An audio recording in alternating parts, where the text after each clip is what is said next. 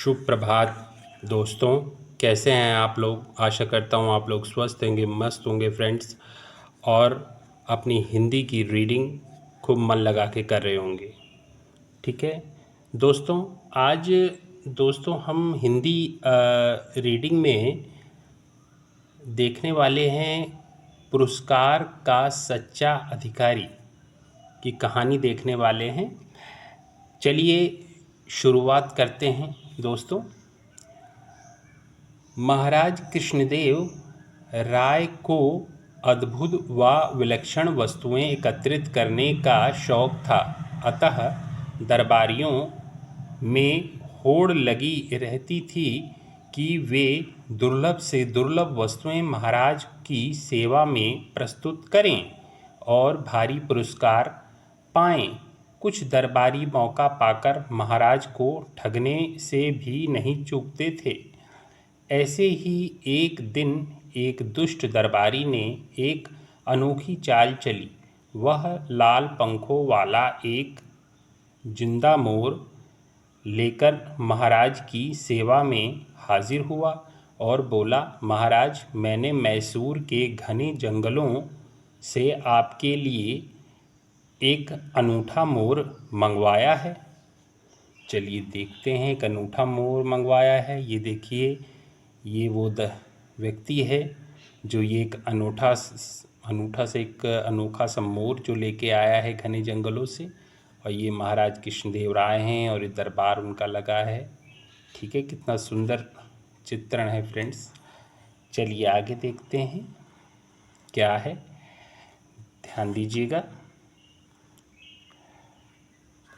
महाराज ने लाल पंखों वाले उस मोर को देखकर बड़ा ताज्जुब किया कि कुदरत का कैसा करिश्मा है, वाकई अद्भुत है। उन्होंने तुरंत आज्ञा दी कि मोर को राज उद्यान में हिफाजत से रखवाया जाए। फिर दरबारी से पूछा कि उस मोर की खोज आदि पर उसका कितना धन खर्च हुआ। देखिए, अब उस मोर आदि पे दोस्तों कितना धन खर्च हुआ, ये महाराज ने पूछा। महाराज को तो पता नहीं है कि वो उनके साथ धोखा कर रहा है, ये उनको पता नहीं है। चलिए आगे देखते हैं क्या होता है इस कहानी में। कुल 30,000 महाराज ने आज्ञा दी कि राजकोष से 30,000 अशर्फियाँ तुरंत इस दरबारी को अदा की जाएं। फिर दरबारी को आश्वासन दिया कि इसका पुरस्कार तुम्हें बाद में दिया जाएगा। दरबारी को और भला क्या चाहिए था, उसके लिए तो यह 30,000 अशर्फियाँ भी किसी भारी इनाम से कम नहीं थीं। इन्हें पाने के लिए उसने केवल 100 अशर्फियाँ और थोड़ी सी अक्ल खर्च की थी। तेनालीराम ने भी उस मोर को देखा था, मगर उसे यह बात हजम नहीं हो रही थी कि मोर कुदरती लाल पंखों वाला कैसे हो सकता है। उसने दरबारी की तरफ देखा। दरबारी कुटिल भाव से उसकी ओर देखकर मुस्कुरा रहा था। तेनालीराम को समझते देर नहीं लगी कि इसमें अवश्य ही कोई चाल है। बस दूसरे ही दिन तेनालीराम ने उस रंग विशेषज्ञ को खोज निकाला जिसने मात्र 100 अशर्फियों में उस मोर के पंख रंगे थे। वह चित्रकार राजधानी की सीमा पर स्थित एक गांव में रहता था और मस्त मौला किस्म का व्यक्ति था। देखिए फ्रेंड्स, तेनालीराम ने उस व्यक्ति को खोज निकाला जिसने मोर के पंख लाल किए थे। तेनालीराम ने 4 मोर मंगवाकर उन्हें पहले वाले मोर की भांति रंगवाया और 4 दिन बाद ही उन्हें लेकर दरबार में हाजिर हो गया। महाराज, हमारे दरबारी मित्र ने 30,000 अशर्फियाँ खर्च करके लाल पंखों वाला सिर्फ एक मोर ही मंगवाया, मगर मैं मात्र 400 अशर्फियों में 4 वैसे ही मोर आपकी सेवा में हाजिर कर रहा हूँ। राजा ने हैरानी से पहले उन मोरों को देखा।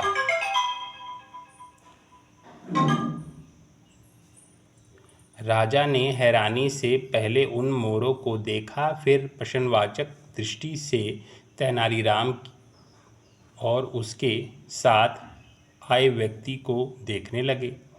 उस दरबारी की जिसने 30,000 अशर्फियों में वह मोर राजा को भेंट दिया था, ये भेंट होगा, ये गलत प्रिंट हुआ है फ्रेंड्स, भेंट दिया था, तेनालीराम के साथ आए व्यक्ति को देखकर सिट्टी पिट्टी गुम हो गई।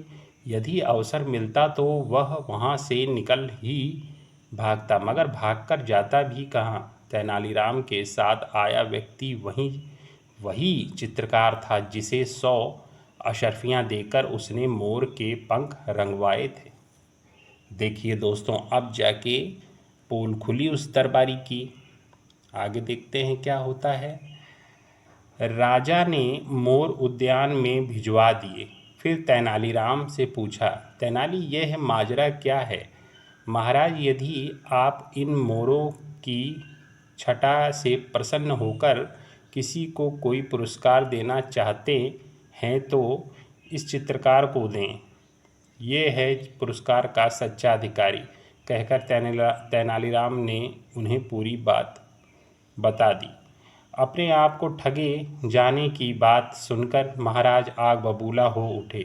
उन्होंने तुरंत उस दरबारी को 2 माह के लिए उसके पद से निलंबित कर दिया तथा 30,000 अशर्फियों के साथ बतौर जुर्माना 10,000 अशर्फियाँ और राजकोष में जमा कराने का आदेश दिया। फिर चित्रकार को बहुत सा इनाम देकर विदा किया और तेनालीराम को भी सम्मानित किया। देखिए दोस्तों, किसी के साथ कोई धोखा या चीटिंग नहीं करनी चाहिए। उस दरबारी ने महाराज को खुश करने के लिए चीट गया, धोखा दिया उन्हें, और देखिए उसका क्या परिणाम निकला। इस कहानी से यही शिक्षा हमें मिलती है। तो दोस्तों, बताइएगा कि आज की कहानी कैसी थी, आपने इससे क्या शिक्षा ग्रहण की। अगर आपको कोई चीज़ या कोई शब्द या कोई चीज़ या कोई शब्द आपको समझने में दिक्कत हुई हो रही है तो प्लीज़ कमेंट बॉक्स में कमेंट करिएगा, उसका पूरी तरीके से मैं सॉल्यूशन करूँगा। ठीक है, आज के लिए बस इतना ही। आपका दिन शुभ हो। धन्यवाद।